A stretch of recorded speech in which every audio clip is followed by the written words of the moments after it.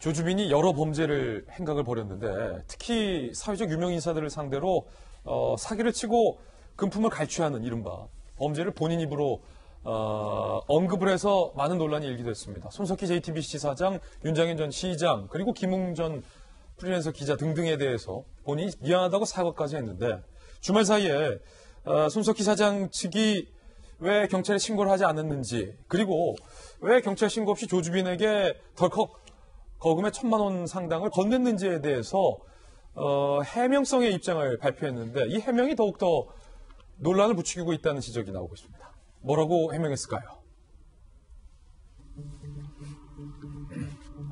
지난 27일 자사의 기자들과 만난 자리에서 조주빈이 김웅 뒤에 삼성이 있다는 식으로 위협을 했다. 배우에 삼성이 있다는 생각이 미치자 신고해야 한다는 판단이 잘 안 섰다라고 해명을 했는데 오늘 조선일보 보도에 따르면 이게 첫 번째 의문이다라고 제기가 됐습니다. 삼성이 배우라면 왜 신고를 못하느냐라는 겁니다. 조주빈은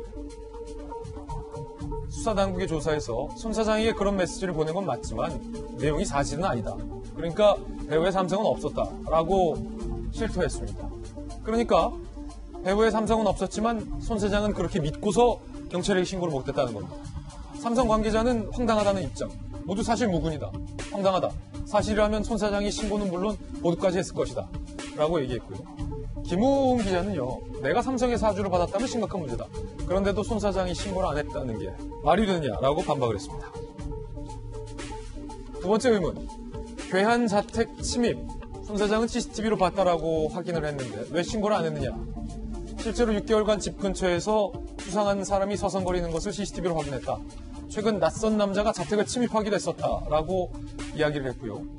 경찰 관계자는 CCTV 같은 구체적 증거로 경찰에 수사 요청하는 게 그 배우라는 것을 찾는 가장 쉽고 안전한 방법이다라고 손 사장의 해명에 의문을 제기하기도 했습니다.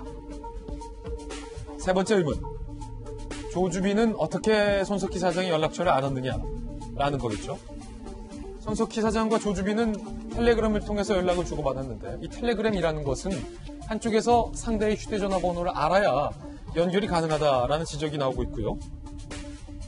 어떻게 이 번호를 알고서 텔레그램으로 연락을 취했느냐라는 세 가지 의문점이 오늘 한조간신문에 보도되고 있는 상황입니다.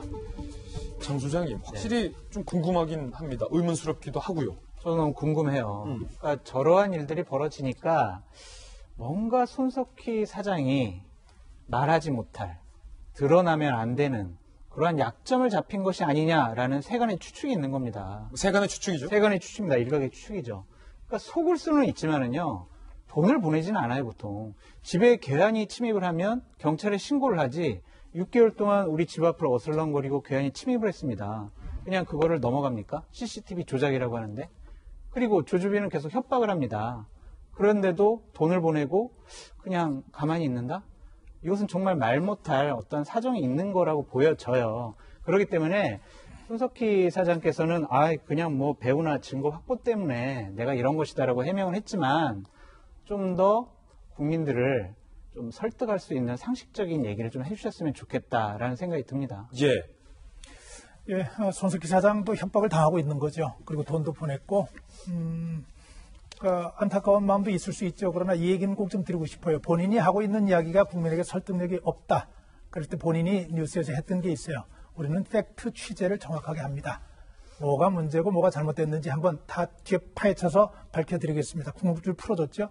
본인이 국민이 궁금해하는 문제에 있어서 좀 더 정확하고 솔직한 얘기를 좀 내놔야 이 문제가 좀 정리가 될 수 있을 것 같고, 그와 관계없이 조주빈이 느닷없이 얼굴 공개하면서 손석희 사장을 언급하고, 그리고 뭐 다른 윤장현 시장이나 김웅을 언급했던 이 일종의 작전은 성공하고 있는 것 같아요. 본인에게 다 집중돼야 될 초점을 손석희 사장에게로 상당 부분 돌려놨어요. 저걸 보면서 조주빈이라고 하는 저 젊은 20대 청년이 가지고 있는 이른바 범죄를 자기가 이렇게 꾸리고 문제를 풀어가는 이 능력이라고 얘기를 해야 될지 모르겠습니다. 이 안 좋은 머리가 참 대단한 친구구나 하는 생각을 좀 합니다. 조금 전에 우리 감사장 얘기했잖아요. 감사장 가는 거는 좋은 일 하면 감사장 갈 수 있죠. 당연하죠. 그리고 표창장 그거 당연하다고 생각을 합니다. 문제는 N번 방을 운영하는 가운데서도 저렇게 경찰을 도운 문제를 가지고 보상금을 받고 했다는 거예요. 일반인들이 생각할 수 없는 상식의 범위에 저 조주빈이라고 하는 친구가 놓여 있는데 이런 거 있습니다. 100% 악인이라고 해서 하는 모든 일이 100% 나쁜 것 아니고 선인이라고 해서 하는 일이 모든 것이 다 100% 다 옳은 건 아니고 좋은 것 아니죠.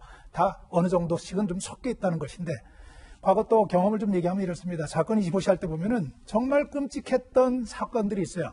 사람의 입으로 표현할 수 없는 사건들. 그런데 파고 들어가서 보면은 의외로 범인이 사회 지도층 인사 또는 성직자 또는 공무원 이런 경우들이 간혹 있었습니다. 그런데 그분들에게 붙는 타이틀 하나 더 있어요. 조사해 보니까 주변 사람들은 굉장히 모범적인 사람이었다고 얘기하더라.